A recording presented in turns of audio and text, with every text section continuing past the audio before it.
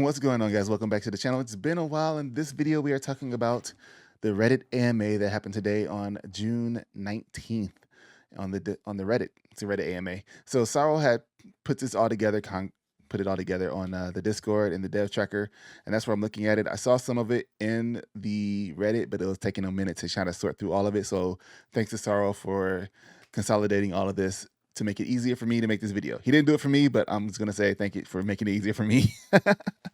So here you have note, just a small preamble here to apologize if the contents aren't super well sectioned out. This time it was a tough breaking it down into subject matters when the type of topics were quite broad, and a thanks to all of you. So the first part is information on things linked with 1.0. It's not a monk chick. Question, are you planning to add more character archetypes till 1.0 release? There's no plans to add new character archetypes at this time, but we do have a new character that will release with 1.0. She will be another Arcanist, and we're very excited to show her off. Question, I was wondering what kind of new characters you might have planned. There is a new Wayfinder coming with 1.0. She is an Arcanist. She isn't a monk, like a lot of people have speculated. She channels immense power from an ancient force during combat, sometimes intentionally, sometimes not. Now, does that reflect during gameplay? Because that'd be kind of funny if you're just doing a combo and all of a sudden you have a random chance to do like some kind of weird force power attack.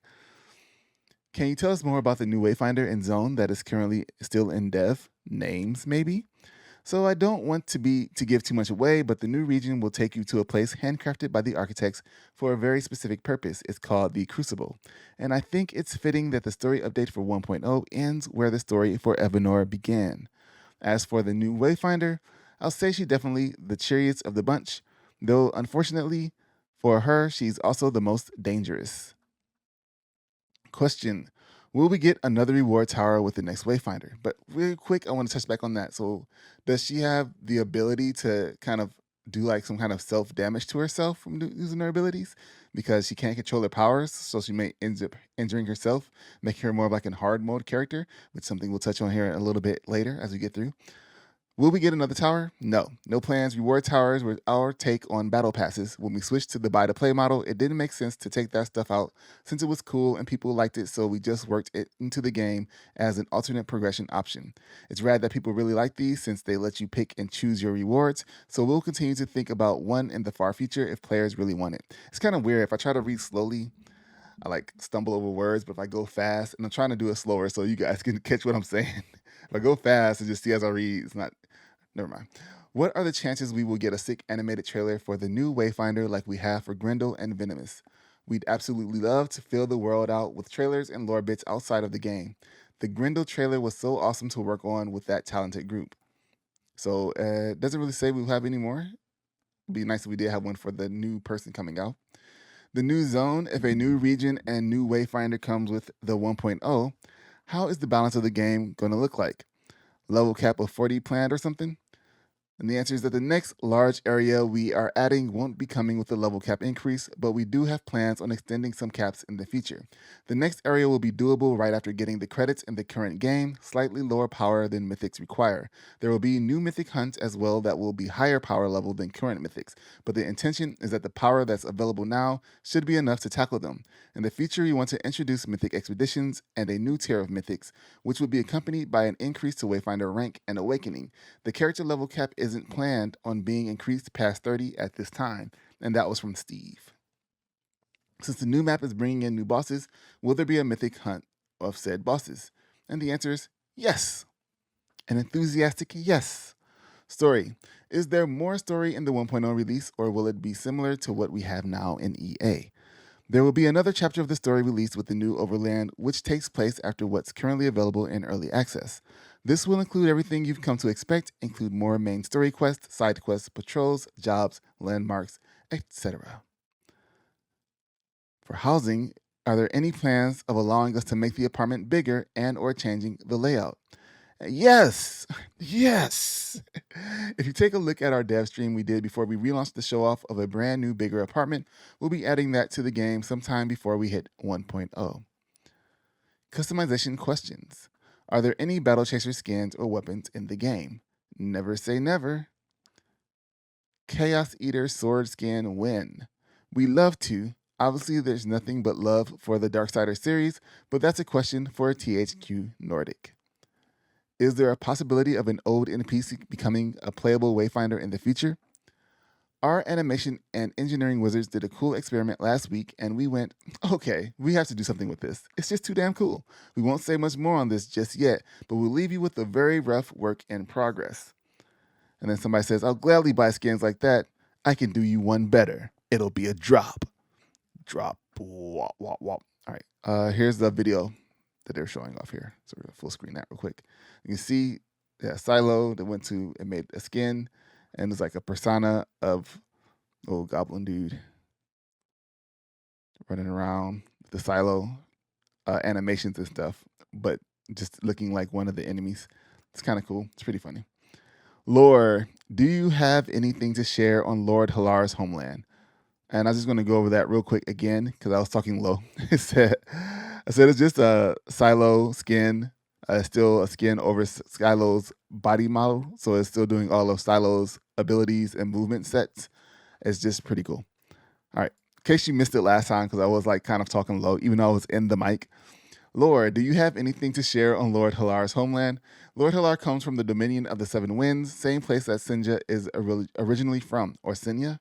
Before she became the champion of the Imperial Arena, the Dominion is an alliance of 7 city-states, each built around a beacon. The ruling families of each state are very powerful arcanists, and people with arcane potential hold most of the political power in the nation. It's the most traditionally wizard-like or magical of the 3 superpowers. Avar Imperium is tech, heavy blend of tech and magic. Maze equals alchemy and throwing together whatever scraps to work, and the Dominion equals fantastical magic. Basically, a magocracy. Mercenary companies like the Iron Sisters, the group that Sinja was once part of, generally survive by finding work serving powerful noble families there, though that can put them in the middle of dangerous political machinations, which is ultimately what sealed the fate of the Iron Sisters. Don't have any concept art on hand that I can share, but if we ever did go there, it's planned to be a land of deserts and plateaus. That's one of the things I was interested about the lore because it talks about there being more beacons in other areas that we probably have to relight when it was the MMO state. So it'd be kind of cool if the game could continue and we can still see those areas depending on how well it does. How is the lore looking for the future of the game? Any chance we are getting new regions mentioned like the Labyrinth or even new ones we've never seen before? Really excited to share the upcoming story developments with everyone. We've had a change in our approach to the game's narrative since our shift away from live service, and I think that'll be pretty evident in all the content to come. Namely, we want to tell more character-focused stories. As for the new regions, a new overland is in fact coming with the 1.0 release. Any plans on expanding story content and how it's presented in the future? There will be another chapter of the story introduced with 1.0 that will lead us to a conclusion of the game story so far. And yes, with the live service days behind us, we have the freedom to start doing some really cool things in the narrative that were previously impossible. We do have plans for other places we like to take the narrative after 1.0, new story arcs, new places, new characters. If we get the opportunity to continue releasing content for the game, that of course is dependent on how well the game performs. For PS5, can I pre-order on PS5? I want to support this game financially. And they appreciate that. Currently, they are waiting for PlayStation to finalize the transfer of ownership to us. As soon as that is done, we'll have the game back up for sale. It gets tricky with pre-order since technically the SKU was already released, so it's something we're working with Sony on. Thanks to you and all the other console players that are patiently waiting. Do we still have to purchase the game once it's out on PS5? If we are founders, does our founders exclusive stuff carry over? No additional purchases required. Once Sony has finalized moving the game to our account, we'll be updating it. All your founder items will be waiting for you.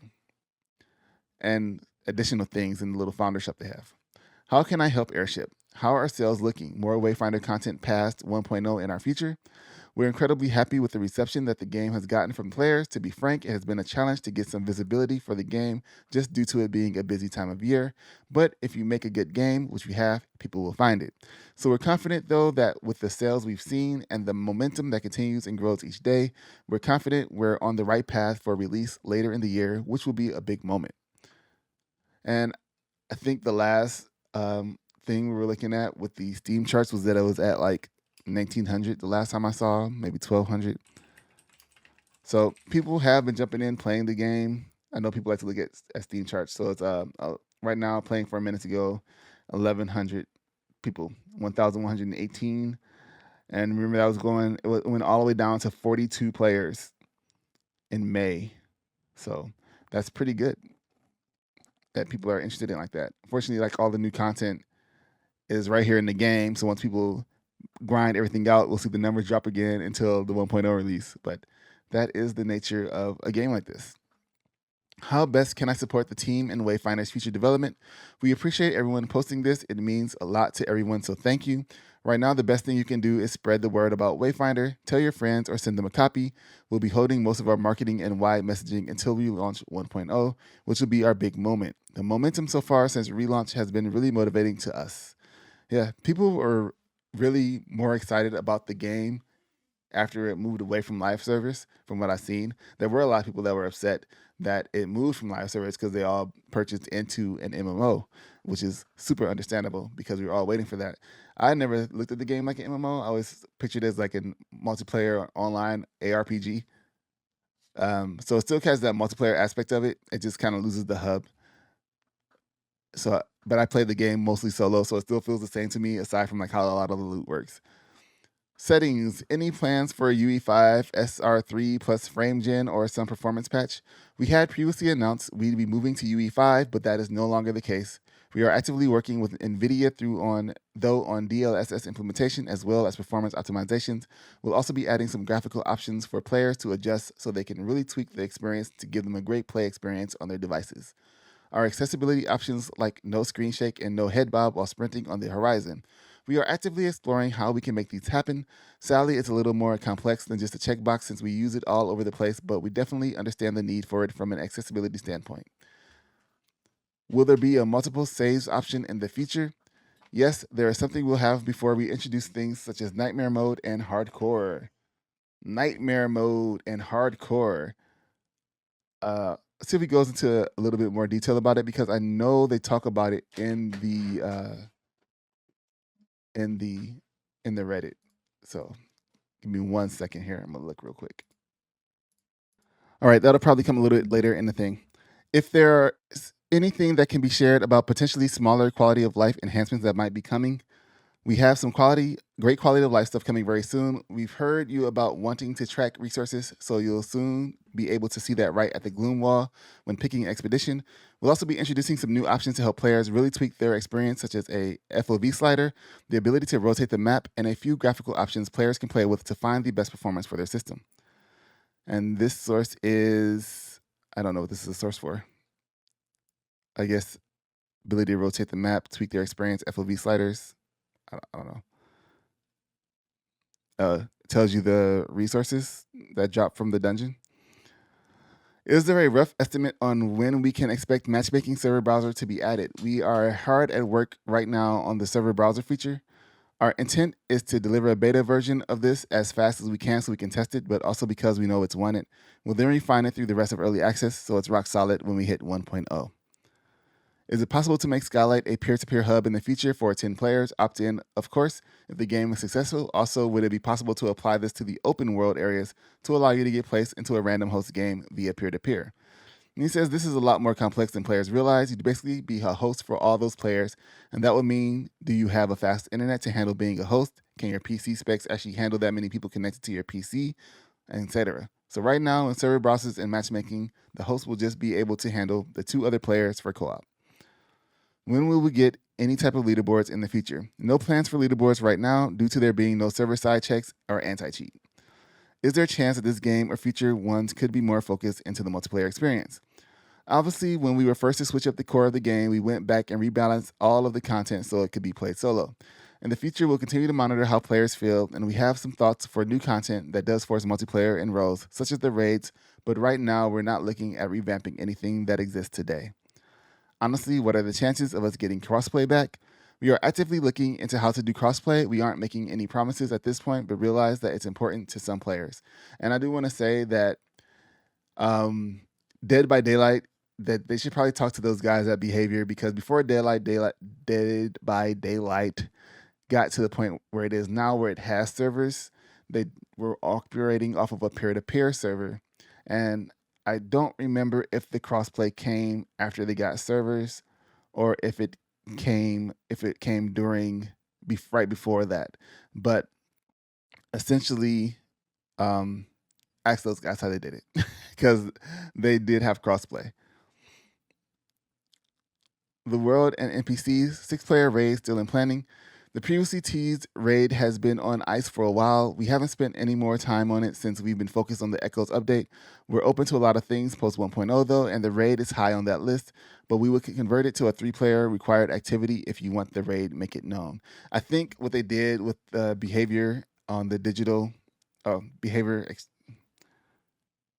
interactive with Dead by Daylight is that they have each player has like its own like code, like character key ID type thing, and you use that to connect to the other key IDs to do crossplay. Like you can add them to your friends list and stuff like that, and they are all served on like an internal database that the where it was held at behavior. That's what I think.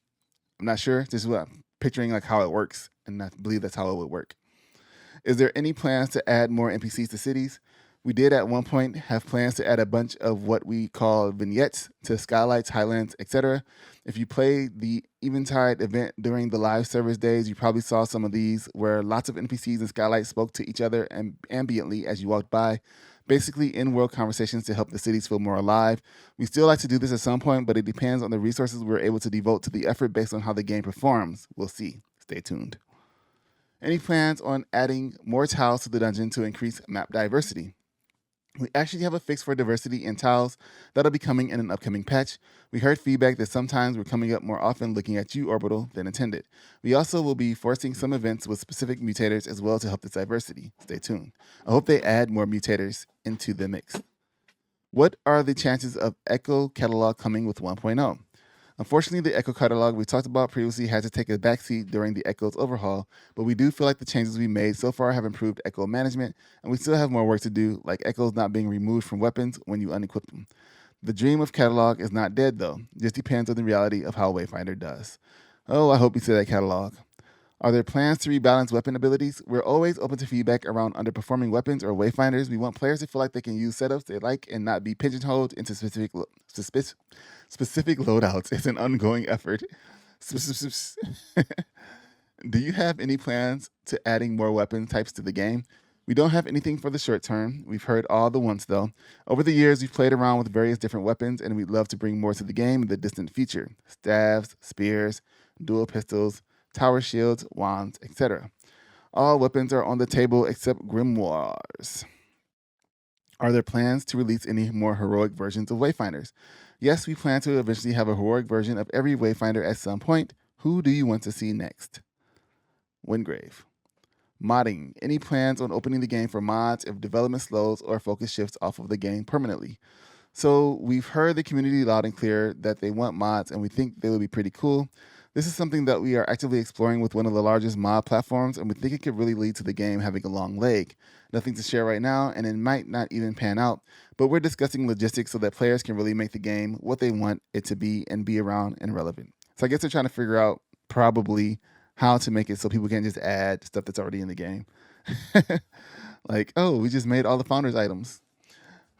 Modding in general. We are actively investigating the official support of mods. Nothing to confirm just yet, but we want Wayfinders to be around and relevant, and we know that mods are the number one way to do that. So here we're in the section of difficulties. Any plans on adding more above level 30 content into the game? We have a ton of ideas floating around the office, just to list a few. A new harder difficulty, hardcore mode, mythic expeditions, new tier of mythic hunts, expansion to Wayfinder rank and awakening, an option to scale older content to the character level with a cap of 30. I would love to see you all drop your ideas and replies. What do you want? So earlier they mentioned a nightmare mode, and I believe this is going to be in this section. It sounds really interesting, and I think you guys would really like it. Will there be any content or balance for us to do late game dungeons expeditions?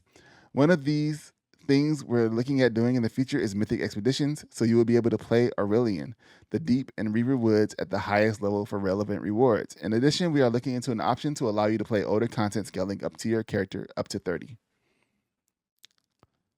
Will there be a reward for higher difficulties in the near future? And if you guys get enough funding, perhaps ever intend on adding an anti-cheat for online play? There are a few things we are looking into for those that really like a challenge and a sense of achievement. It will be contingent on getting multiple save profiles working, which we are looking into, but you will be able to unlock a Nightmare difficulty, which will be more difficult than Heroic and cannot be lowered once you start the game. That profile will be locked to Nightmare, and you will only be able to co-op on that profile with others on Nightmare difficulty. We are also looking into a hardcore mode flag for those that really want to live dangerously. Again, contingent on having multiple save profiles in. We do plan on having achievements and rewards for Nightmare and hardcore mode. So, like hardcore is like when you die, you die. If he dies, he dies. As far as anti-cheat, we aren't planning for it currently, as it negatively impacts a lot of people who aren't cheating to catch a few cheaters, while people who really want to cheat often find raids around anti-cheat. If it were a competitive game, cheating would be a lot higher on a priority list since it would negatively impact others directly.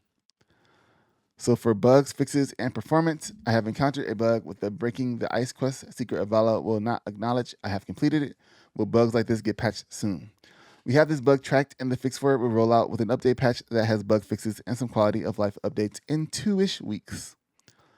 Frost March expeditions are a little sparse when it comes to resource and enemies, loads of areas that are just completely empty, and he plans on adjusting this pre 1.0. We fixed a bug that was resulting in lower than intended resources dropping in the later zones. We'll have that out soon. Are the housing inventory fixes in the pipeline? Yes, they are. We've collected a large list of unsellable items from our testers and the community, so you'll be able to clear your inventory. That fix will be live in an upcoming patch. Any chance we are getting some PC performance updates? All of our data shows that the game is running well on 90% of machines. There are obviously some outliers, especially on the lower end of the requirements, and the higher end. We'll be doing optimizations as we go, and there will be some fixes in our first quality of life updates. Will the HUD be cleaned up since it gets covered up by so many buffs? Maybe a toggle to turn the buff display on and off? Yes. In the near future, we'll be releasing an update that cleans up the HUD buff display, the number of buffs shown, better handling for echo buffs, prioritizes short duration buffs visibility, and displays timers in minutes, not in thousands of seconds. But I like seeing thousands of seconds. Maybe I can have that turned on. I like it to be like, this has 2,000 seconds left. 22,000 seconds.